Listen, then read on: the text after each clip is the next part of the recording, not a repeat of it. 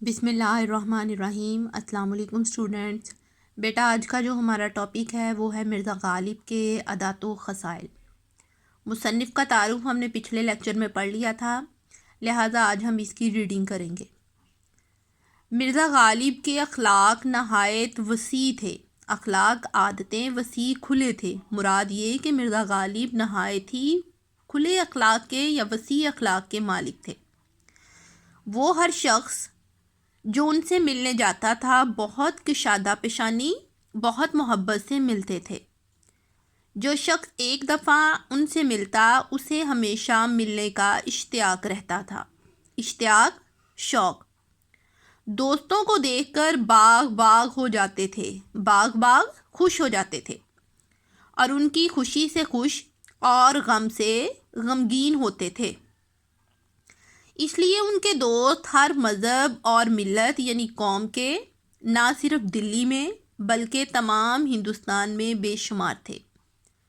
جو خطوط انہوں نے اپنے دوستوں کو لکھے ہیں ان کے ایک ایک حرف سے مہر و محبت یعنی پیار، غمخواری، ہمدردی، یگانگت، اتحاد ٹپکتی پڑتی ہے۔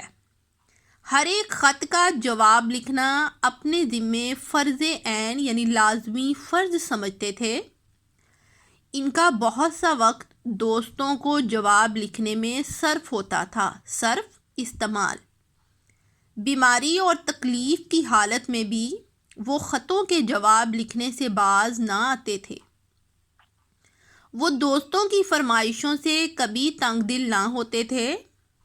غزلوں کی اصلاح درستی کے سوا اور طرح طرح کی فرمائشیں ان کے بعض خالص و مخلص دوست کرتے تھے اور وہ ان کی تکمیل کرتے تھے۔ لوگ ان کو اکثر بے رنگ بغیر ٹکٹ کے خط بھیجتے تھے، مگر ان کو کبھی ناگوار یا برا نہ گزرتا تھا۔ اگر کوئی شخص لفافے میں ٹکٹ رکھ کر بھیجتا تو سخت شکایت کرتے تھے۔ مروت لحاظ مرزا کی طبیعت میں بدرجہ غائط تھا، بدرجہ غائط بہت زیادہ تھا۔ باوجود یہ کہ اس کے باوجود اخیر عمر کے آخری حصے میں وہ اشعار کی اصلاح دینے سے بہت گھبرانے لگے تھے۔ بائی ہمہ اس کے باوجود کبھی کسی کا قصیدہ ایسی نظم جس میں کسی کی تعریف بیان کی جاتی ہے، یا غزل بغیر اصلاح کے واپس نہ کرتے تھے۔ ایک صاحب کو لکھتے ہیں، جہاں تک ہو سکا احباب کی، دوستوں کی خدمت بجا لایا اور اوراق اشعار دیکھتا تھا اور اصلاح دیتا تھا۔ اب نہ آنکھ سے اچھی طرح سوجے، مراد اب آنکھوں سے اچھی طرح دکھائی نہیں دیتا، ان کی بینائی کمزور ہو گئی تھی، اور نہ ہاتھ سے اچھی طرح لکھا جائے۔ اگرچہ مرزا کی آمدنی قلیل یعنی کم تھی، مگر حوصلہ فراغ تھا، بہت زیادہ حوصلے کے مالک تھے۔ سائل سوالی ان کے دروازے سے خالی ہاتھ بہت کم جاتا تھا۔ ان کے مکان کے آگے اندھے، لنگڑے، لولے، معذور اور اپاہج مرد و عورت پڑے رہتے تھے۔ غدر 1857 کی جنگ آزادی کے بعد ان کی آمدنی کچھ اوپر 150 روپے ماہوار ہو گئی تھی، اور کھانے پینے کا خرچ بھی کچھ لمبا چوڑا نہ تھا، مگر وہ غریبوں اور محتاجوں کی مدد اپنی بساط یعنی ہمت سے زیادہ کرتے تھے، اس لیے اکثر تنگ رہتے تھے۔ مرزا اپنے دوستوں کے ساتھ جو گردش روزگار یعنی مالی حالت خراب ہونے سے بگڑ گئے تھے، نہایت شریفانہ طور سے سلوک کرتے تھے۔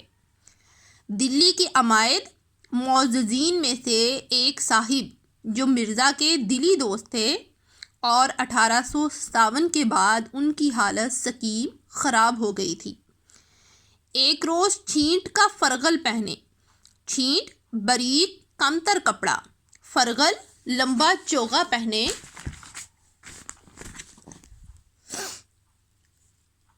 مرزا سے ملنے آئے۔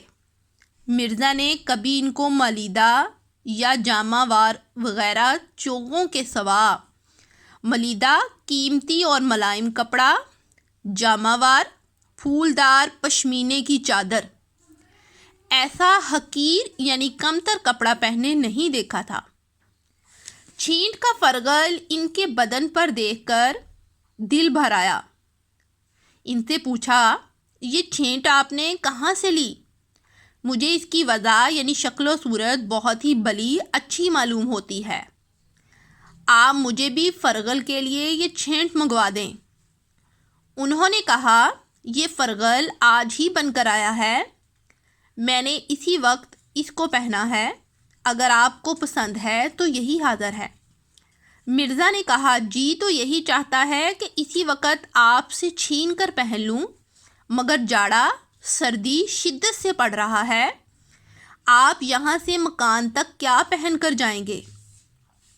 پھر ادھر ادھر دیکھ کر کھونٹی پر سے اپنا ملیدہ کا نیا چوگا اتار کر انہیں پہنایا اور اس خوبصورتی کے ساتھ وہ چوگا ان کی نظر کیا تحفہ کے طور پر پیش کیا۔ اس کے ساتھ ہی ہمارا آج کا لیکچر اختتام پذیر ہوتا ہے۔ امید کرتی ہوں کہ آپ کو سمجھ آ گئی ہوگی۔ کل تک کے لیے اللہ حافظ۔